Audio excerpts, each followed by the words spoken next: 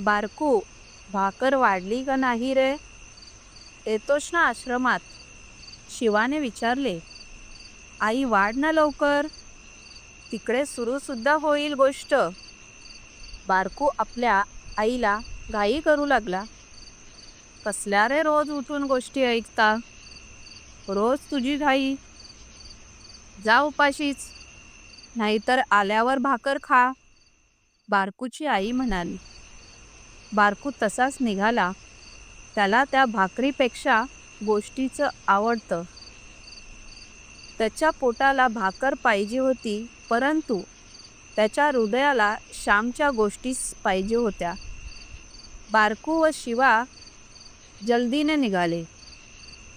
वाटेत ठेच लागली तरी त्याने शिवाला भान नव्हते. बोलो बनसरधरीचा जय जयकार, श्याम सुंदर हरीचा जय जयकार, अशी आश्रमातील भजनाची धून ऐकू येत होती. बारकू व शिवा आले तो शेवटचे समाप्तीचे श्लोक म्हटले जात होते. अहिंसा, सत्य, अस्तेय, ब्रह्मचर्य, असंग्रह, शरीश्रम, अस्वाद, सर्वत्र भजवर्जन, सर्वधर्मी, समात्मत्व, स्वदेशी, स्पर्शभावना ही एकादश सेवावी, नम्रत्वे, व्रतनिश्चये. श्यामने गोष्टी सुरुवात केली. आज मी फुलांची गोष्ट सांगणार आहे. लहानपणी मला फुलांचा फार नाद होता. फुलासारखी सुंदर व पवित्र वस्तू जगात कोणतीच नसे. पृथ्वीवरच्या फुलांनी व आकाशातील ताऱ्यांनी माझ्या जीवनावर अनंत परिणाम केलेले आहेत. माझ्या आई वडिलांनी फुलांचा फार नाद. पूजेला भरपूर फुले त्यांना पाहिजेत असत. जास्वंद, कनेर, गुलाब, रातराणी वगैरे नाना फुलझाडे शेतावर होती. माझे वडील गणपतीचे मोठे भक्त. दररोज 21 दुर्वांची जुडी ते गणपतीला वाहावयाचे. तुटलेल्या वाळलेल्या दुर्वा त्यांनी कधी वाहिल्या नाहीत. वाटेत जितके लांब जातील, परंतु हिरव्यागार झुपकेदार लांब दुर्वा ते घेऊन येतील. देवाला साधी दुर्वा वाहावयाची, ती तरी चांगली नको का, असे ते म्हणत. माझ्या वडिलांपासून फुलांचे वेड मी घेतले, परंतु आईपासून फुलांवर प्रेम करावयास शिकलो. मी फुलांसाठी पहाटे उठत असे. आमच्या गावात बकुळ वृक्ष पुष्कळ होते.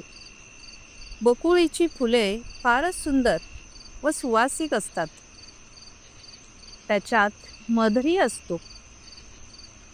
लहान लहान जणू मोतीच अशी ती दिसतात. लहान लहान बटणेच जणू असे वाटते. बकुळीच्या फुलांच्या मी परड्या भरभरून आणावयाचं. सकाळी फुले जमवून ठेवावयाची व 10 वाजता शाळा सुटून आल्यावर त्याचे हार करावयाचे. वडील ते देवळातील देवांना नेऊन घालतील. सकाळी व बकुळीची मोत्यासारखी फुले जमवायची व सायंकाळी गुलाबक्षीची फुले गोळा करावयाची. सायंकाळी गुलाबक्षीची फुले जमवण्यासाठी शाळा सुटताच मी पळत जात असे. दुसऱ्याच्या घरी जाऊन त्यांच्या गुलाबक्षीवरची ही फुले मी आणीत असे, कारण त्यांना ती थोडीच हवी असत. फुलांची आवड आहे कोणाला? देवपूजा कोणाला हवी आहे? देवपूजा करणारे सारे थोतांड आहेत. फुलं तोडून कोणी शेंबड्या नाकात कोंबती, नाहीतर घामट केसात खोती. फुले देवाच्या पूजेसाठी फार तर थोडी तोडावी, नाहीतर ती झाडावरच शोभवून द्यावी. तेथे ती देवालाच वाहिलेली आहेत. आज मी फूल तोडू शकत नाही. फूल म्हणजे परमेश्वराची रसमयी, सौंदर्यमयी मूर्ती असे मला वाटते. परंतु लहानपणी देवासाठीच तोडून मी जमवीत असे. गुलाबक्षीच्या फुलांसाठी मुलामुलीत भांडणे व्हायची. गुलाबक्षीचे फूल फार सुंदर असते. फुलांचा देठ लांब, बारीक व कोवळा असतो. देठाच्या टोकाला बारीक मणी असतो. गुलाबक्षीची फुले नाना रंगाची असतात. पिवळी पितांबरी, लाल, पांढरी, चिटकावाची कितीतरी प्रकार. गुलाबक्षीचे काळे मणी फारच सुंदर दिसतात. माझी आई तुळशीच्या अंगणात बसून त्या फुलांच्या माळा करी. गुलाबक्षीच्या फुलांची माळ, फुलांचे देठ एकात एक गुंतवून करीतात. त्याला सुई दोरा लागत नाही. या माळांचाही अनेक प्रकार असतात. तोड्याची माळ, दुहेरी माळ, बायका निरनिराळ्या तऱ्हेने ती गुंफतात. त्या दिवशी रविवार होता. रोज शाळा सुटल्यावर सर्वजण फुले वेचवयास जात असू. पाटी दप्तर घरी ठेवून जो आधी पळत जाई त्याला अधिक फुले मिळत. परंतु रविवारी कोण जाई याचा नेम नसे. त्याच्या आधीच्या रविवारी मला एक सुद्धा फूल बाकीच्या मुलांनी मिळू दिले नाही. म्हणून त्या दिवशी मी निश्चय केला की आज आपण सारी फुले आणावयाची. लवकर जाऊन कळ्यास तोडून आणावयाच्या असे मी ठरविले.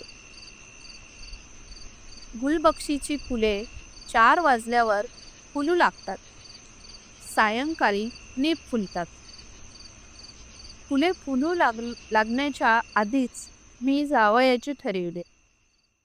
बाहेर ऊन होते तरी मी निघालो. एक फळके बरोबर घेतले होते. 3 वाजण्याचा सुमारास असेल.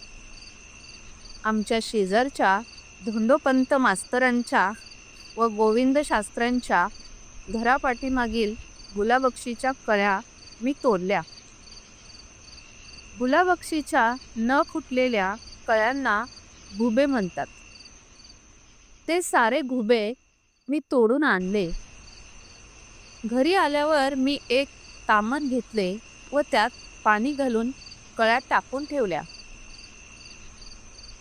संध्याकाळी आई म्हणाली, आज फुले नाही का रे आणायला जात? मागच्या रविवारसारखा उशिरा गेलास तर एक सुद्धा नाही घेऊ मिळणार. मग रडत बसशील. माळेला नाही तर नाही, पण तुळशीला तरी 4 आणून ठेव. मी तर केव्हाच आणून ठेवली आहेत. तू माळ करतेस का? मी विचारले. आण तर. मी इथेच तुळशीजवळ बसते. म्हणजे घरात देठ पडायला नको. आई म्हणाली. मी तामण आणावयास गेलो.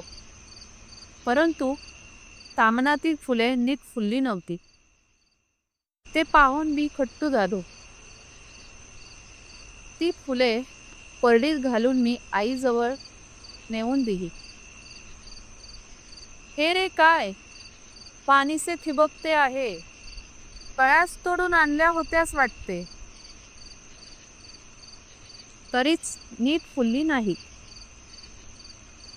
श्याम, अरे झाडावर नीट फुलू तरी द्यावे की नाही त्यांना. एवढा काय आदाशासारखा गेलास उतावळा होऊन? असे आई मला बोलत होती. तोच शाळीबोवाकडची, धोंडोपंताकडची, बन्या, बापू, बाबी सारी मुले आली. श्यामने तुमच्या सारी आणली व फुले तोडून. आम्हाला एकही ठेवले नाही. त्यांनी बाबी म्हणाली, का रे श्याम, केव्हा चोरट्यासारखा जाऊन घेऊन आलास सारी फुले? बापू बोलला, चोरट्यासारखा? मी नेहमी नाही वाटतेत तुमच्याकडे फुले नेण्यासाठी. मी म्हटले, नेहमी आपण सारे जण बरोबर असतो. बन्या म्हणाला, तुम्ही मागच्या रविवारी मला उशिरा झाला तेव्हा एक तरी फूल ठेवले होते का माझ्यासाठी? मी विचारले. पण मी माझ्या पडीतले देत नव्हते का? तूच फनकऱ्याने निघून गेलास. मला का नाही थांबलात बरे? पाहून घेईन असे म्हणून तू गेलास. हा असा आज सूड घावायचा होता वाटते. बाबी म्हणाली. माझी आई सारे ऐकून घेत होती. ती शांतपणे म्हणाली, बन्या, बापू, ही घ्या तुम्हाला फुले. पुन्हा नाही हो श्याम असे करणार. नाही ना रे श्याम, असे म्हणून आईने त्यांना फुले दिली. श्याम येत जा हो रोज संध्याकाळी फुले वेचायला, नाही तर राग धरावयाचास. तू का आत्ताच येतोस? आपण छप्पो पाणी, नाहीतर चलूबाई ताक दे, डेरा फुटला मडकं दे, तो खेळ खेळू, बन्या म्हणाला. माझी आई म्हणाली, आता उशीर झाला आहे, उद्या खेळा हो बन्या बापू. मुले गेली. माझे तोंड गोरे मोरे झाले होते. आई मला म्हणाली, श्याम, दुसऱ्याच्या घरची फुले त्यांना न सांगता सवरता आणू नये. त्यांना विचारून आणावी. आपण आधी गेलो तर त्यांना हाक मारावी. परंतु सर्वात वाईट गोष्ट म्हणजे अशी मुकी फुले तोडून आणणे. तू अधीर झालास, परंतु पदरात काही पडले नाही. फुलांना झाडावर नीट फुलू द्यावे. बाहेरच्या पाण्यात कळ्या किती वेळ टाकल्या तरी फुलत नाहीत. आईच्या दुधावर बाळ पोसते तसे बाहेरच्या दुधावर पोसत नाही. घरच्या साध्या अन्नाने जशी पुष्टी येते तशी खानावळीतील दुधातुपानेही येत नाही. झाडे म्हणजे फुलांच्या माता. झाडे कळ्यांना जीवनरस पाजीत असतात, त्यांना फुलवितात. झाडाच्या मांडीवरच कळ्या चांगल्या फुलतात. फुले फुलली म्हणजे मग ती देवासाठी आणीत जा. आपल्या देवाला 2 कमी मिळाली तरी चालते. वनाच्या घरच्या देवांना मिळाली तरी ती देवांनाच ना. कोठे गेलं तरी देवालाच मिळतील.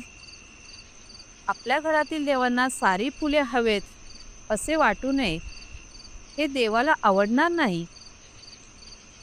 देवाच्या पूजेत सर्वांनी भाग घ्यावा. देवाला 1 फूल मिळाले तरी पुरे, परंतु नीट फुललेले हवे गड्यांनो. अशा खुडून आणलेल्या मुक्या कळ्यांबद्दल मातेलाच वाईट वाटले. आई आपल्या लहान मुलांना मांडीवर खेळविते, घरात वाढवते व मग त्यांना जगाच्या सेवेस देऊन टाकते. त्याचप्रमाणे फुलझाडे फुलांना वाढवितात, रसमय गंधमय करतात व ती विश्वंभराच्या पूजेस देण्यासाठी तयार असतात. अर्धवट खुडून आणलेल्या कळ्या नीट फुलत नाहीत. अर्धवट कामे नीट फुलत नाहीत, फळत नाहीत. जगात अर्धवट काही नको. जे कराल ते नीटनेटके, संपूर्ण यथासांग करा. उशीर लागला तरी हरकत नाही. काहीतरी वेडेवाकडे करण्यापेक्षा न केलेले बरे. माझी आई मला म्हणे, श्याम, मुक्या कळ्या नको हो तोडू. त्यांना फुलायला संधी दे, त्यांना नीट फुलू दे.